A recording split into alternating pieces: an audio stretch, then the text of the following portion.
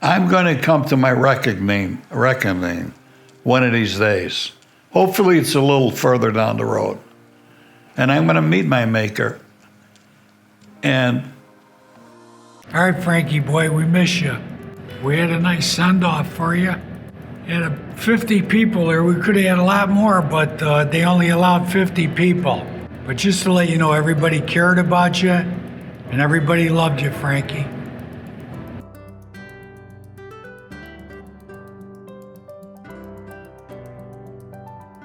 You're always a good brother to me.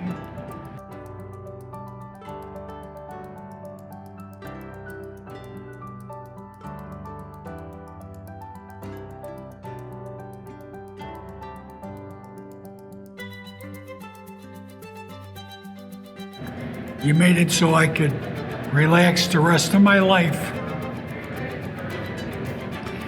And I appreciate it, and I love you, big boy. Thank you so much for always being there.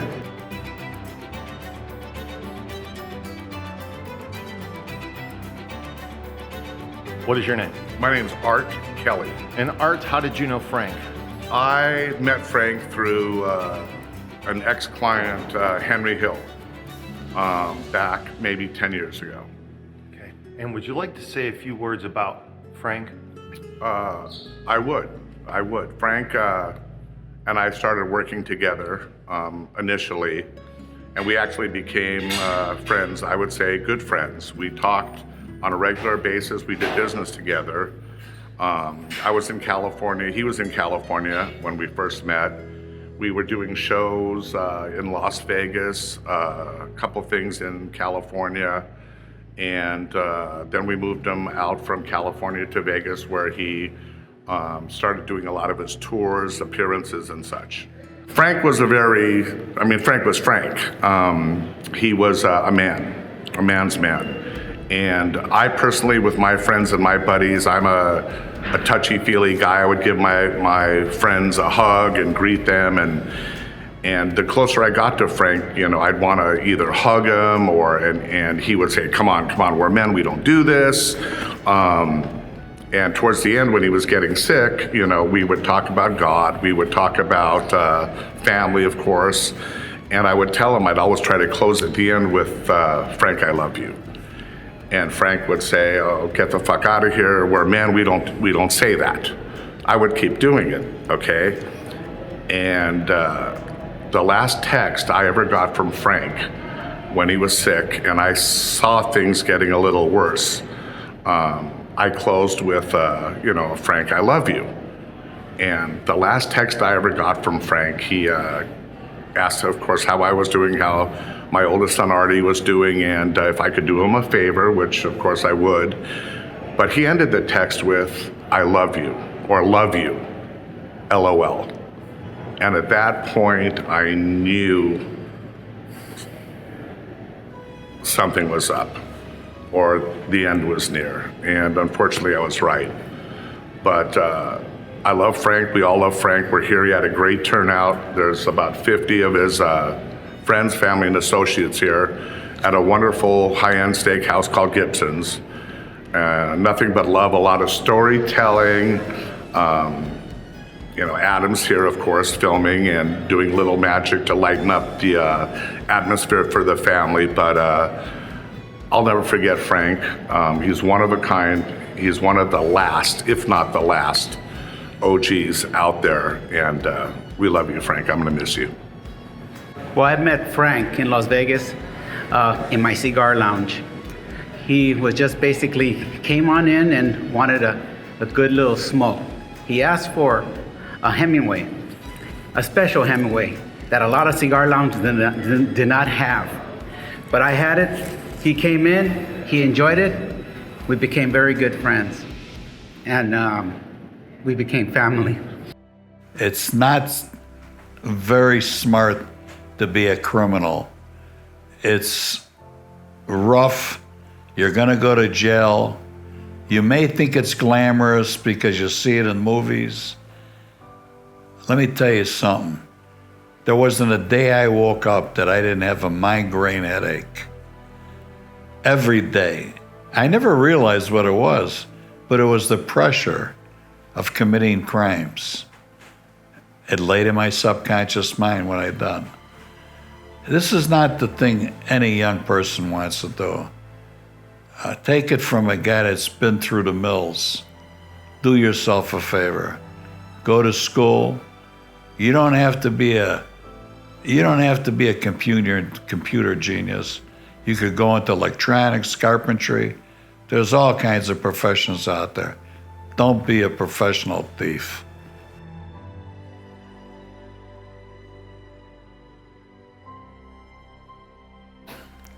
I was a product of my environment. You'd have to take me out of that environment, or else I'd still been what I am, or what I was. Because I was a product of my environment. I didn't know any better. I liked it, I was fascinated by it. But if I weren't a product of that environment, I think I would have probably liked to have been into law enforcement, like FBI or undercover cop or something like that. I was good with my hands. I could have been a carpenter. I noticed how much money they make. They make a lot of money. It's rough work, but you could do it. A doctor, no. I'm not that steady with my hands to be a doctor. A lawyer, I thought they were all crooks anyway, so I don't think I'd want to have been a lawyer. So what I just said are probably what I think I would have done. Even a fireman. That's what I think I would have done. But as I said previously, if I was a product of my environment, I'd still have been a crook. I'd have to be at that environment. I'm Patrick. I'm Joey. Billy. Billy, and how are you related to Frank Cullotta? He's our Papa's brother. It's our great uncle. Yeah. And tell me, what was he like to you? It's like one of the funniest people I've ever met. Yeah, just a really funny guy, just always cracking jokes. Yeah. Just loving, funny guy. Yeah. He was always there for you. When was the last time you saw him? Last year? Yeah, at our house. Yeah, He stopped by Easter. our house, yeah. For what holiday? Easter. It's for Easter. Yeah. I remember one time we were going to take a picture and he had the oxygen things in his nose. So he said, wait, let me take this out for the picture. So he took them out and then he acted like he passed out. But he didn't pass out. It was just funny. Wow. If he was here right now, what would you say to him? We'd say that we love him, we miss you, and just thanks for always taking care of everyone in our family. Yeah, and thanks for calling us all the time, making sure we're okay. Yeah. Yeah, thank you for everything. Yeah. When my stepdaughter got into the witness protection program, she came in there pregnant. And the child that she was carrying, at the time, of course, she didn't know. When she had it, 6 months later, they found out the kid had a bad liver. And this was in Arlington, Texas. And the government paid for all of that. They paid for the kid to come into the world, the doctor bills, everything. Of course, you don't have insurance. Somebody's got to pay for it, so they pay for it. So I called the kid a witness protection brat. Anyway, we did finally, eventually, down the road, further down the road, I'll get to that later, I guess. She did have a transplant, a liver transplant. That was when she was 8 years old. Well, let me sum that up real quick. She lasted 10 years with the new liver, and 10 years later she died. So she died at 18 years old and followed all the guidelines that they were supposed to follow as far as medication, a pure life. How pure could you live a life? But she did. So I lost that child when she was 18 years old. I lost my heart when I lost that child.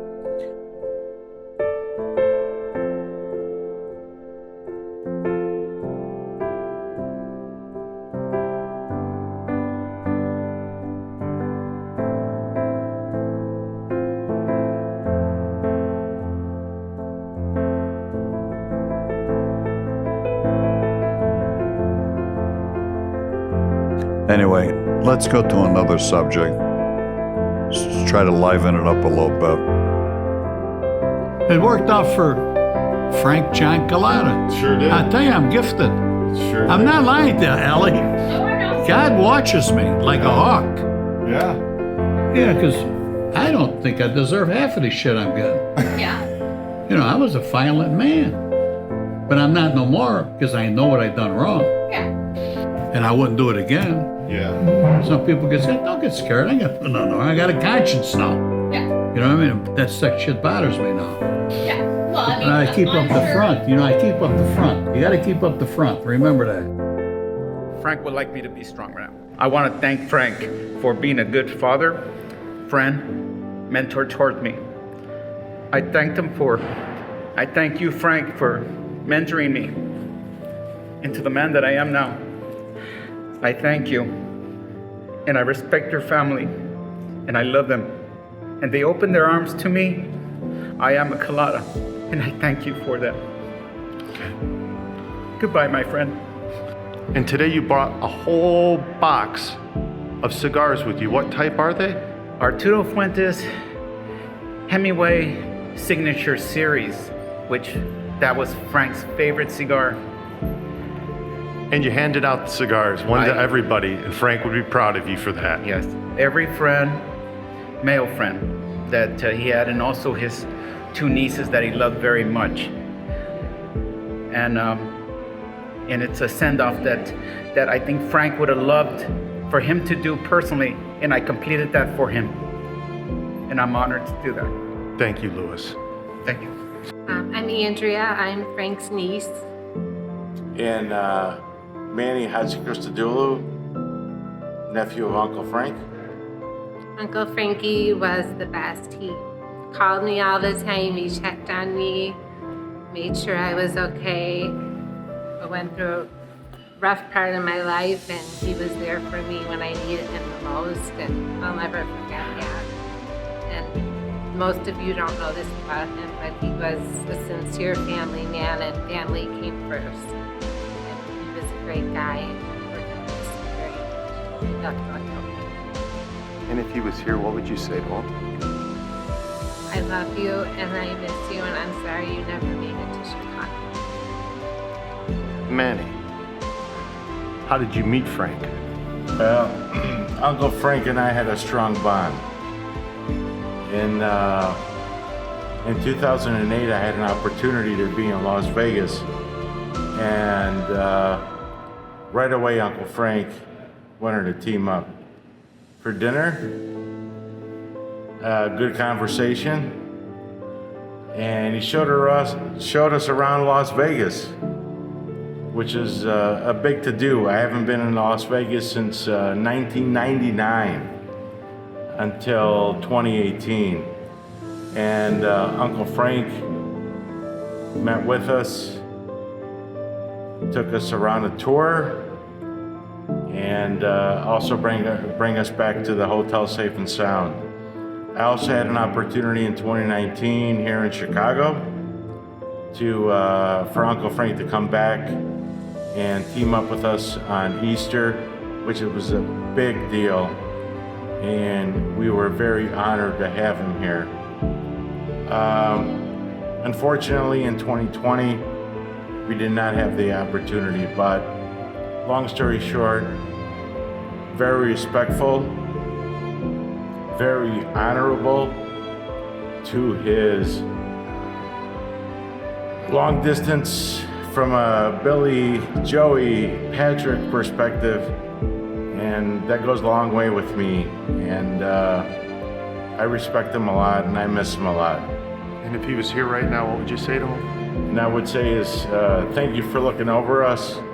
It's a big deal, and we will always cherish you throughout the year, no matter what. Thank you so much for being there for us, and my father-in-law, Joe, and my mother-in-law, Pam. We appreciate all of you done for us, and we thank you so much. You're related to Frank?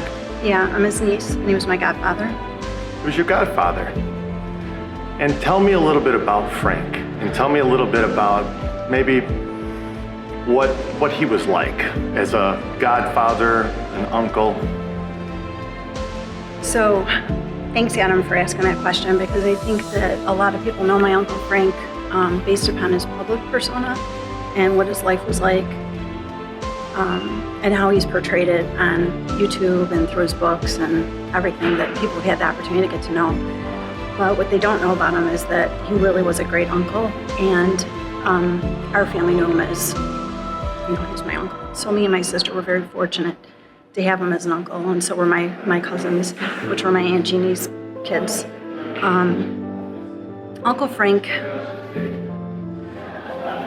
what I remember of him is probably not what a lot of other people would know about him, which is that we used to have the opportunity to spend time with him on holidays, and he was there for me when I was little, and I had the opportunity to grow up with him. And so when he was no longer available to be around our family, it really was a very big loss to us because we just didn't have the chance to see him anymore. So that was really hard. It's also really hard because now he's passed. And I know that there's a lot of people that have a lot of opinions about him, but what I hope you also know is that he really was a kind-hearted man, and he genuinely loved his family. And I know that throughout my entire life, he was always looking out for me and my sister. So, rest in peace, Uncle Frank.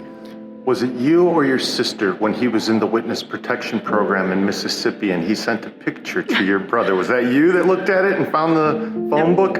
That was me. Tell me the story, because Frank told it, but we never put it on the channel. So tell me the story. He was told to never take photos while he was in the witness protection. And what did he do?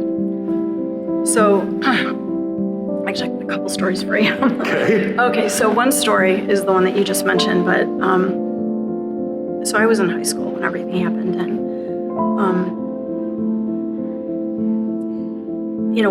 Uncle Frankie was no longer going to be able to be around our family, and so that was a big loss. And he was then in places that we just never knew where he was at, and so because we had that opportunity to grow up with him and spend time with him, it's hard not to see him anymore. And so, it was just kind of our life. And so, he sent a picture, and I don't know. I was kind of a geeky kid, and I had a magnifying glass, and basically, was trying to find out just anything that I could do, And he was somewhere to the south, and I think then they had to move him or something. Did they move him? He was in Mississippi when this happened. Yeah, then I think they moved him. Because, I figured out where he was at. So. He had a phone book on a shelf behind him that said Mississippi in it, right? And you said to your dad, I know where he is, Dad. He's in Mississippi. Yeah. And showed him the phone book, right? Yeah. What's the other story?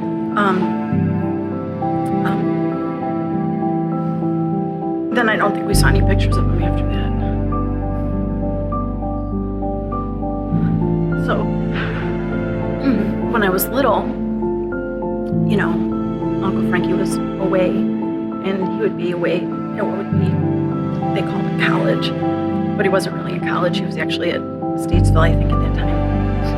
And so I had the opportunity, which probably was not politically correct, but basically I would actually go to Statesville to see Uncle Frankie. So I didn't know that it wasn't really college.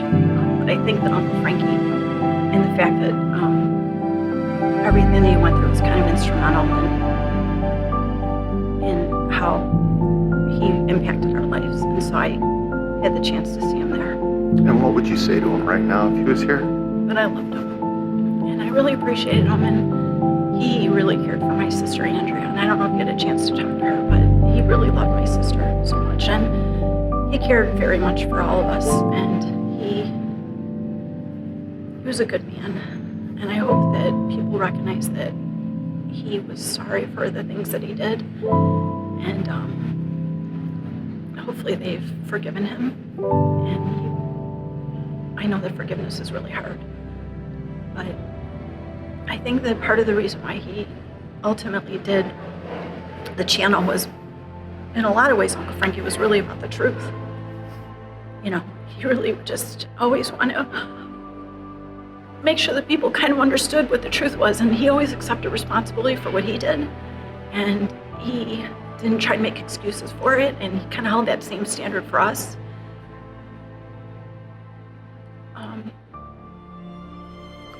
And so I think that when you have the opportunity, I know that people who watch it really like get to know him through the way he talks and how he says things and the way he presented himself. And a lot of that I think is because he really just wanted people to know what the truth was. And I think it's good for everyone to know that it's kind of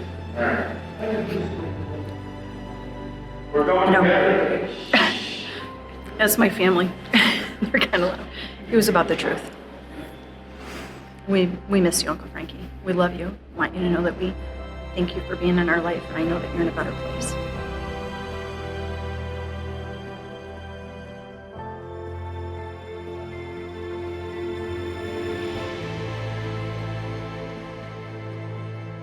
I'm going to come to my reckoning one of these days.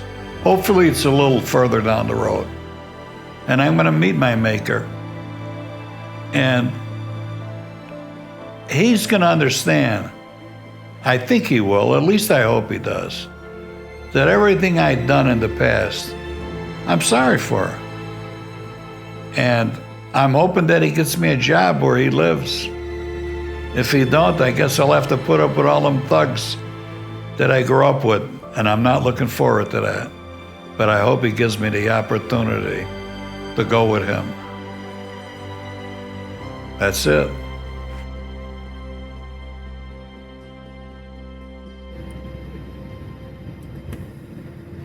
Where to next, Frank? That's it. That's it? That's it. We're done. We're done. Okay. Well, if you guys want to hang around for the rest of the ride, you can, but the tour's over. Tour's over. I'm gone. I'm out of here. You want to ride around and watch Vegas? Don't forget, take care of the driver. You don't have to worry about me. Take care of the driver. That's what Vegas is all about.